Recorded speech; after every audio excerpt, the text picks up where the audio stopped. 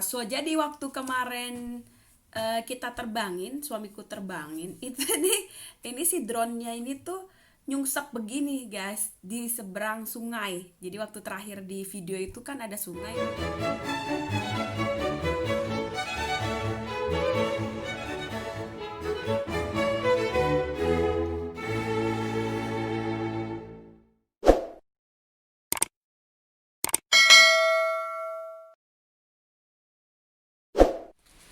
Halo semua teman-teman, apa kabar? Jadi, saya sebenarnya mau bikin part kedua untuk terbangin drone-nya ya. Tapi kita bisa lihat hujan, basah, dan kabut. Jadi memang kalau bulan Desember itu memang lebih sering kabut gitu ya. Dan kemarin itu drone saya itu pas di drone-nya kami itu waktu diterbangin itu tuh memang dalam kondisi kabut gitu. Nah, kalau di sini tuh kalau kita mau naikin drone nggak boleh ya di sini ya.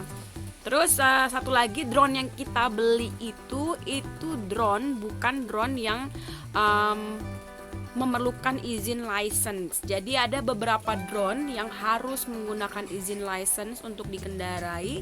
Tapi drone yang kita punya itu kita beli di Lidl, supermarket Lidl, dan itu tidak memerlukan license. Hanya warningnya itu peringatannya adalah kita tidak boleh gunakan seperti di sini nih. Ini kan tamannya gede nih.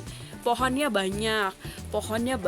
Terus ini bangunan, itu bangunan, itu juga ada lapangan parkir, itu supermarket ya. Jadi itu nggak boleh juga kita menerbangkan drone karena di situ sebelah kiri kanannya itu adalah bangunan gitu. Terus ada lagi sebelah apartemen yang kami tinggal tuh juga ada tempat parkiran, saya tunjukin ya sebentar ya.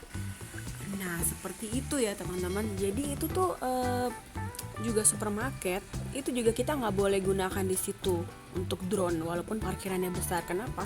Karena ada bangunannya tuh di sono, terus ada tiang-tiang ya, itu nggak boleh karena memang di situ dituliskan di kertasnya. Tapi kalau di perladangan besar atau khusus lapangan yang besar banget, jadi yang 1-2 hektar 3 hektar itu nggak apa-apa. Nah kemarin kita tuh mencoba drone-nya itu kira-kira itu perladangannya itu ada kira-kira 6-7-8 hektaran. Jadi memang besar sekali tanpa ada bangunan. Nah, apes guys. Jadi apesnya itu bener-bener dia kebawa sama angin. Jadi tuh kalau ada kabut itu tuh di ketinggian keberapa tuh kencang anginnya.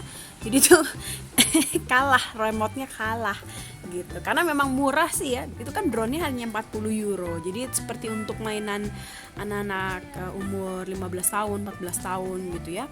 Kecuali kalau yang drone yang harganya yang mehong, mahal. Nah, itu beda gitu ya. Sekarang saya hanya mau jelasin kenapa saya dan suami tidak bisa mencoba ngetes lagi si drone-nya karena cuaca yang buruk gitu ya. Oke teman-teman, seperti itu ya.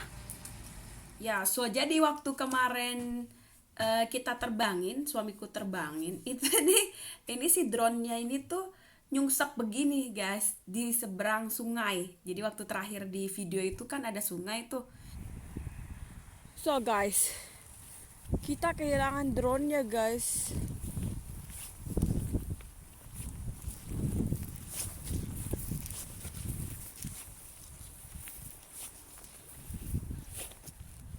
Oh, dedas ya.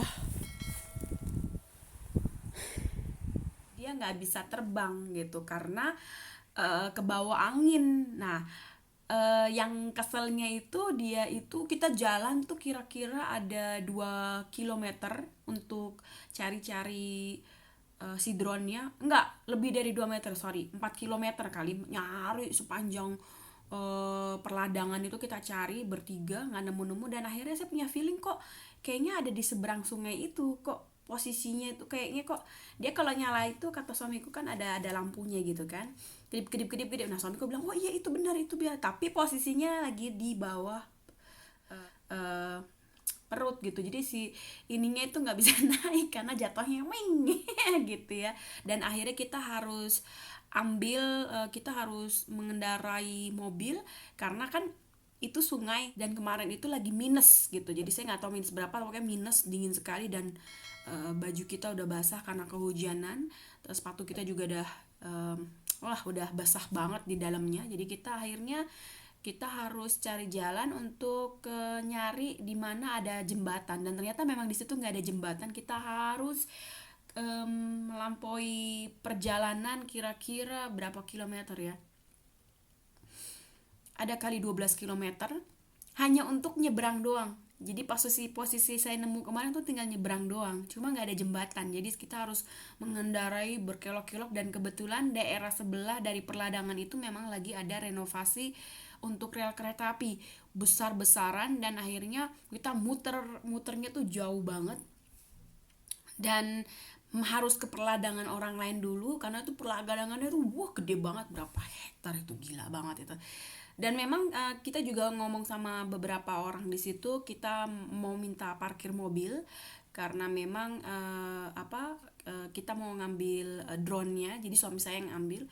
Mereka juga bilang nggak apa-apa kok, kata mereka juga lagi uji coba atau apa katanya gitu, lagi membuat mainan. Iya, lagi uji coba aja karena kita kan menggunakannya juga di perladangan. Oh iya, nggak apa-apa, kalau di perladangan nggak apa-apa. Itu juga untuk yang mulai dari 14 tahun, bukan drone yang spesial orang pakai license gitu. Oh iya, nggak apa-apa, nggak masalah gitu. Jadi nggak ada masalah sih, tergantung di mana kita menggunakannya ya teman-teman. Karena memang Eropa atau negara-negara yang strict dengan penggunaan drone, mereka kan juga harus menggunakan license, dan harus hati-hati karena kalau polisi melihat ini diterbangkan di tempat yang salah, kita bisa dikomplain sama mereka, kita bisa ditangkap gitu ya, karena ini melanggar gitu untuk penerbangan. Ini kan kita lihat nih, baling-balingnya 4 gitu ya, gitu. Oke, so nanti kalau kita coba terbangin lagi, saya akan share part 2-nya seperti apa. Tunggu sampai cuacanya memungkinkan ya, karena nggak bisa dalam kondisi cuaca buruk gitu. Oke, sampai ketemu lagi dengan keluarga Fitri. Jangan lupa share, jangan lupa subscribe, loncengnya di